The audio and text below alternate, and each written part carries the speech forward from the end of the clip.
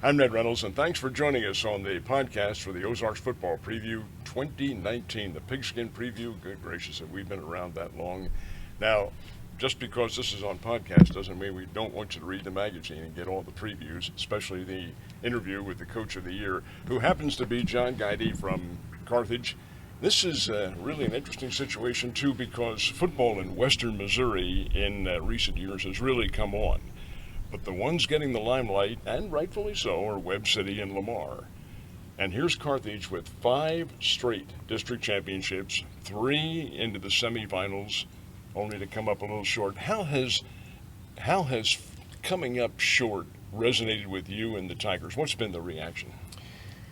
Well, you're right. We've probably been in the shadows here in a 20-mile radius of some very good football teams, and like you mentioned, that we've been in the semifinals, knocking on the door 3 out of the last 4 years, and it's something that we really need to figure out a way to push past and get through to that championship game. And certainly our players are, they see what's going on 20 miles north of us in Lamar. They see what's going on 8 miles from us at Webb City, and we use that as motivation for the kids. We have to be a little bit different. We have to be a little bit special, this year's group, in order to push past that. How would you classify the kids' rivalry? Not necessarily with Lamar, because it's a different class, but with Webb City. How do they view that? Well, I think when I first started here, I guess this is my 15th year, so 14 seasons ago. It was really big. I mean, the rivalry between the two schools and between our players, parents, communities. I think it was really big at that time. And 3 years into it, we finally did our part and beat Webb City, and maybe took a little bit of pressure off that, because I think it had been 20 some years since that had happened, and it feels like since then it's maybe not quite as big of a rivalry. It's still a big game, and because of the proximity of the schools and those things. But it's different from when I grew up. These kids hang out with the Webb City kids. They play on the same summer leagues.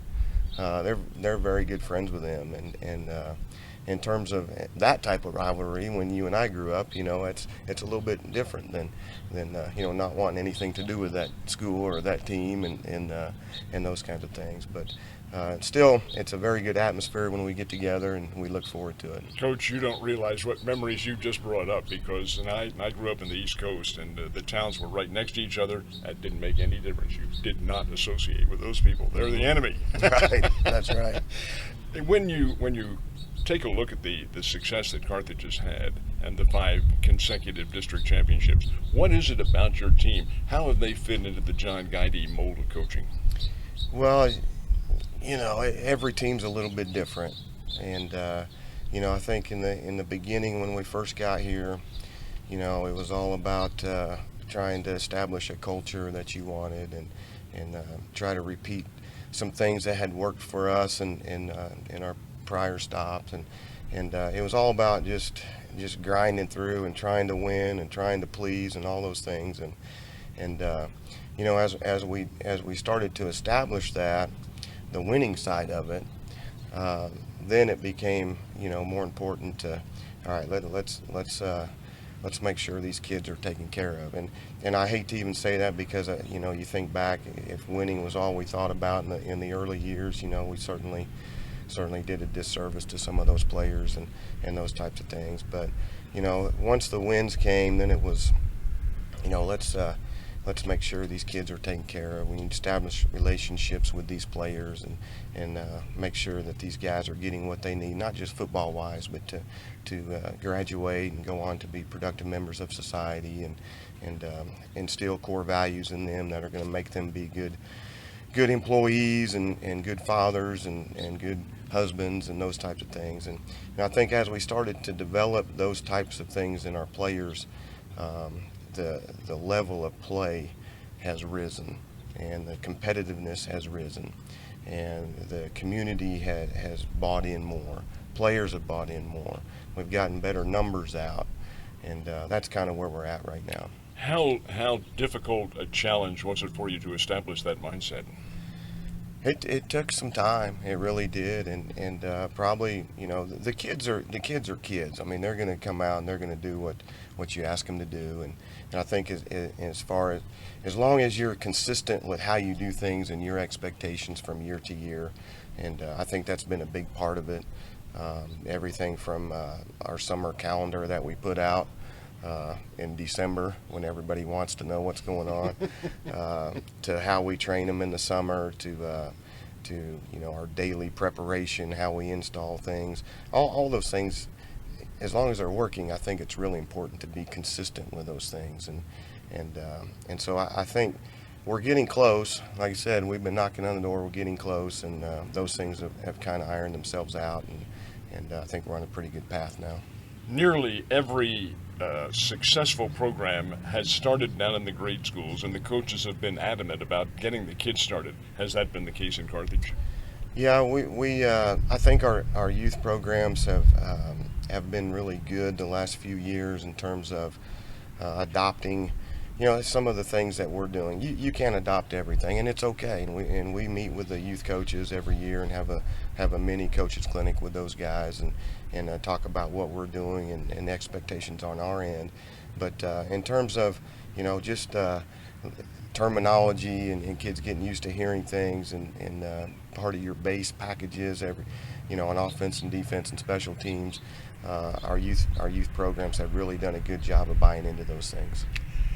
Interviewing Coach Bailey the last several years, he likes to talk about his glomming onto a program that he picked up in Baton Rouge, I think it was, Louisiana, and implementing it up here. It was altogether different. Did you, John Guidie, try anything different when you came to Carthage, something the kids had to absorb?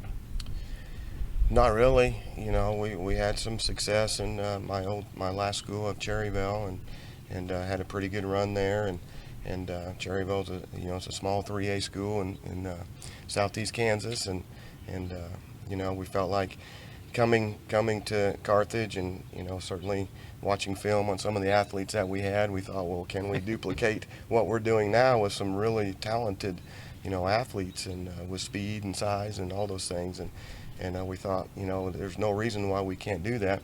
But then you get over here, and then you're surrounded by everybody has talent, and everybody has speed, and everybody has size, and so it took some growing pains, but we kind of fought through it, and now we're in a position where each year kids come in, we can just fit those kids into our system now. It's not about trying to find a system for each class that comes in. We're at that point where, all right, this kid can come play this spot for us, this kid can play this spot for us. When you take a look at the populace in Carthage and some of the bad publicity that football, and I won't say bad, but negative publicity that football has gotten, have you had to overcome parental pressures? No, I don't think so. We are so fortunate where we're at.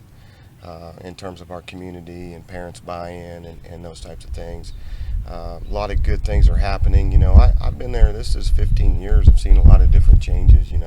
When I first got there, we were in the K.E. Baker Stadium and had a little tiny block house, locker room area. Our coach's office for 10 coaches was about a 10 by 10 room.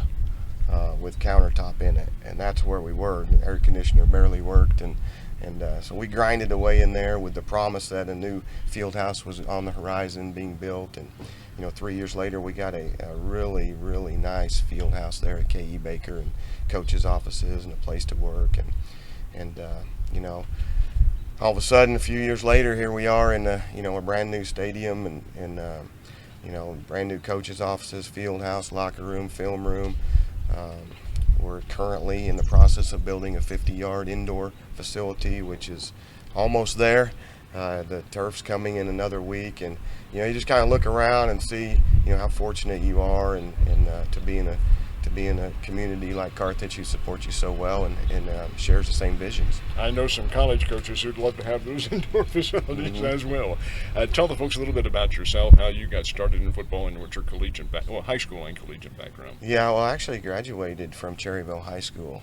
That's your hometown? That's my hometown back in 1990, and I went on to Independence junior college, and from there I went to Emporia State University. While I was at Emporia, I had a great opportunity. I knew I wanted to coach. I wasn't sure what sport I wanted to coach. And I got a chance I was taking a football coaching class through the university, and the high school coach from Emporia High School, Mike Lee, was there speaking one day, and I got together with him afterwards and talked to him for about 45 minutes, and at the end of that conversation he asked if I would be interested in coming to help him out. And that's kind of how I got my start right there. I quit whatever I was doing and went all in with that year at Emporia High School, and had a great year there. Learned so much from Mike Lee and his staff, and the next year I got on as a defensive coordinator at another small school there in Kansas, Linden High School, just south of Topeka there, and again had a great experience and got to coach with some really good people. One being the basketball coach at that time, Nick Dawson, who I would say probably is, if I had a mentor, that would be him. And I got to spend 2 years under Nick, and at that time he was the winningest active coach in the state of Kansas. You know, like 600 and some wins, and got to just observe him and be around him and how he did the daily operations and how he treated kids and people and in general, and had a great experience there. Was there for 2 years and went back to Cherryville as the defensive coordinator for 3 years, and then got the head job there 3 years later, and was there for 7 years. And Coach Buckmaster called me and told me about the Carthage job, that he was getting ready to leave and take the Joplin position. I ought to come check it out. And the rest, I guess, is history. Been there ever since. Was it, to leave your hometown, a difficult decision? Yes and no. It was, I was there for 10 years, and you kind of know when it's time. I felt like we could have stayed there forever, and won 7, 8, 9 games, made the playoffs, and we had a great experience there. Raised our 3 daughters there, and so it was just time for the next challenge, And had you asked me back then if I was going to be in Carthage for 14 years, I probably would have said you're crazy. It just doesn't. The world is different now, and coaching certainly is different now. It's very rare to have somebody at the same school for, I would say, more than 10 years. It just is. If you look at our conference alone, it's just the turnover in coaching is just it's unreal sometimes. I look at, we've outlasted probably, Republic's had 4 or 5 coaches in the time span that I've been here. And you look around at other schools, it's the same way. And so I think that probably, with John at Webb City, he's been there longer than I've been in Carthage, a few years. And with the success that they've had and that we're beginning to have, it's just, I think consistency is really important. There's the key right there, consistency. Now, let's go back to last year, 2018. Was there, in your opinion, now you knew you were going to have a good team. Heck, I don't remember when I picked Carthage in the magazine, but it was a good record. Was there a point in that season that you felt to yourself and the team felt, hey, we're pretty good and we can do some things? I think, yeah, there probably is. There always is. There's a time where, as a coach, you sit back and you observe how kids are reacting to what we're giving them, and a lot of times I spend probably more time on the offensive side with things, coaching quarterbacks and scheme that way. Is that what you played? I did. I played quarterback my senior year, but then there's times where I'll get over there on the defensive side and I'll just watch our kids and how they get lined up and their communication and the things that they're doing, and you think, okay, these guys are beginning to get this. And we had to suffer through some adversity last year. We went in with Zeke Sappington as our quarterback, who very good quarterback, very good player, very good young man. Started every game the year before. Started, all whatever it was, 13 games the year before, and so we felt really good about that spot. And they had a returning starter at running back with Tyler Mueller. And anytime you have your quarterback coming back and your running back coming back, you feel like you have a chance. And so we went into that year with some high hopes and high expectations. Week 4, we won our first 3 games and had a big win over Joplin week 3. But week 4, it kind of hit us. We lost Zeke and Tyler both in that game, and so next week was the Webb City game, and we go into that game without our starting quarterback and running back, and the way our kids responded to that adversity. That's a tough thing to have happen, but our kids came out and competed so well. I was so proud of them, and that night, even though we lost and a close game, I felt like, man, these guys are going to be okay. How did they react to the loss? Well, we came back and finished out on, we won every game after that. So I think they responded very well. And as Patrick, as he grew and became more comfortable in things, he began to play at a very high level at the end and got us back in the semifinals. Well, I know you had a game late in the season with Willard in which I think everything had been decided. You knew where you were going and all that sort of thing. And I heard you interviewed, and you said, well, we kind of slogged through it, but we got the win at the end. Yeah. Is that exemplary of how the kids react? Maybe. It seems like every year there's a game like that. Sure. That Sure. Maybe it's because we came off a big win the week before, or maybe there's an opponent the week after that people kind of keep their eye on, or whatever situation is. But if you can win, if you can have success in those games, that maybe you're not playing at the level that you should be, then and you can come out on top of those games, then that certainly helps your program. You mentioned earlier that really the goal of the coach, and a coach is a teacher, is to really implement lifestyle with these kids and to have them good citizens and so forth. Your record in terms of the players coming through, pretty proud of them? Very proud of these guys. I really am. One of the things that we talked about early on was, even when I got the job, is we want to put a competitive team out there. We want to make sure kids graduate. We want to make sure they have an opportunity to play at the next level. And, you look back on it, we've had a 100% graduation rate. Every kid that has finished through our program has went on to graduate high school. And that may not seem like a big thing to you or me, because that was kind of the expectation in my household, certainly. Well, that was just it. You go to school, you graduate. But it's not the expectation on a lot of families and a lot of kids. And in order to keep them going, I'm very proud of the fact that our program produces those types of players. We talk about core values all the time, and we've been breaking down to Code Blue for 15 years that I've been there, and Code Blue is just it's just a platform that we use, to teach core values like choices and attitude, gratitude, partnerships, and passion. And it's something that we hit every year, almost on a daily basis with these guys, and we feel like when they leave our program, we want them to again be very good citizens and good daddies and good husbands. Well, I think you've done an outstanding job. That's just a personal repertorial opinion. And we have chosen you, the committee, and Mr. Sadler, who puts the magazine together, as the coach of the year.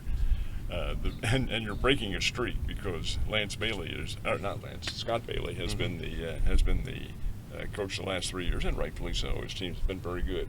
So you're a precedent setter here with the new one, and congratulations, and a very, very nice job. Thank you very much. I appreciate that. He's John Guidie, the head coach at Carthage, and he is the Ozarks Pigskin Preview 2018 Football Coach of the Year.